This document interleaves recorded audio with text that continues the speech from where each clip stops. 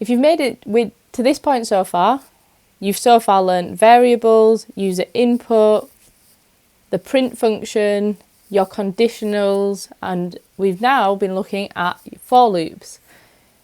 So if you haven't had a chance to do any of the other challenges, don't worry, you've got all the time in the world to have a go at the previous challenges. But for this challenge, and this challenge you might see in lots of different formats, but today it's tin self. So what we have to do is write a program that prints the numbers from 1 to 100. For multiples of 3, we need to print tinsel instead of the number. For multiples of 5, we're going to print elf. And for numbers which are multiples of both 3 and 5, we're going to print tin self. So again, anytime I get a problem like this, I like to break it down into smaller sections and test each part incrementally to see that my code is working. Because sometimes if I go in fully with it, if something breaks, I'm not always sure where it is. So I just like to do it stage by stage. So the first thing we need to do here is write a program that prints the numbers from 1 to 100. So to do that, I start with the word for my for loop, and then the name of my variable for each time it loops round. So I'm going to say for number in range, and I'm going to say 1 to 100. And then, so that's where the numbers, the range is from where I want it to start to end, and then I'm going to print each number every time the loop runs. So if I run that, you can see at the bottom, it actually goes, let me just scroll down.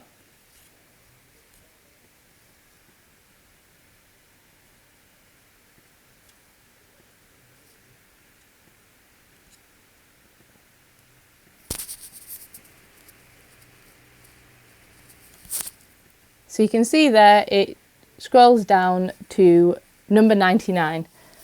But I wanted it to go to 100. So the reason that is because Python and other coding languages start at 0. So the 100th number is actually 99. So if I change this now to 101 and run it again, you can see that this time I have it to 100. So the first stage of the challenge is done. Okay, so now for multiples of 3, I want to print tinsel. So what I can do is inside my for loop, I can have some if statements so that every time it loops, it will check the if statements, and depending on whether that if statement is true or not, it'll execute some code. So the first thing I'm going to check is if the number modulus 3 equals to 0.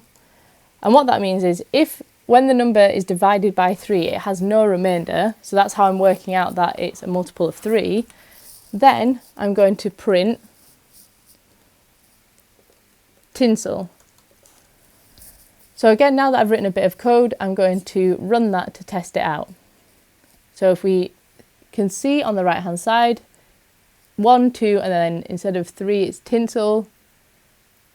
Because I've got this print number underneath, it's still printing the number. So what I'll do is I'll remove that and run it again.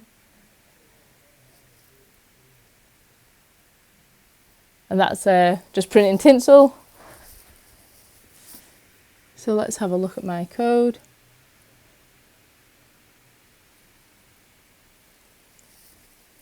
So now that's just printing all the multiples of 3 instead of the numbers as well. So I'll keep my else, and my else is going to be print the number. So now if it's a multiple of 3, it prints tinsel, else, so if this is not true, it prints the number. So I've got my tinsel, so what I'll do, because I want to check another statement, this is where I use my elif. So in between my if and else, I have elif, the number, modulus, now 5 this time is equal to 0, then this time I will print elf.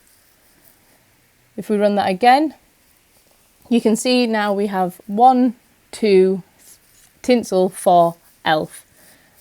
So that's good. So this elif statement was checking if when the number is divided by 5, it has no remainder, which would make it a multiple of 5.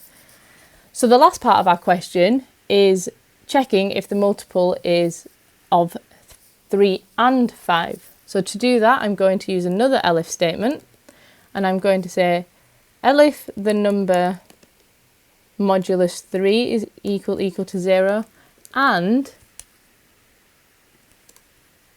the number modulus 5 is equal to 0. So that's saying if the number is a multiple of 3 and a multiple of 5, I'm going to print out tins elf. Okay, so let's run that. So I know 15 is a multiple of 3 and 5. So if we look under 14, it's printing tinsel, it's not printing tins elf. And the reason for that is Python and code works downwards. It works from top to bottom. So 15 is going to the first if statement, and it's saying, is 15 modulus 3 equal to 0? As it is, it's printing tinsel, and that's where it ends. It doesn't check the rest of the elif statements. So if I want this statement to be checked first, I have to move it to the top. So what I'll do is change the first one to tinsel, and then change this one to tinsel. So they're now in the correct order. So if we run it again, you can see here I've made an error, but if we look, I've put 2 colons, so if I just remove one, run again, and you can now see we have tinsel, elf, and then at number 15 we have tins elf. So just remember, whenever you're doing any of your coding, it works from top to bottom, and it will check your statements in that order. So it won't check multiple statements, it'll just check the first one and then stop. So that is today's question, done and dusted. I hope you all had a go, and we will see you tomorrow for challenge 9. Bye.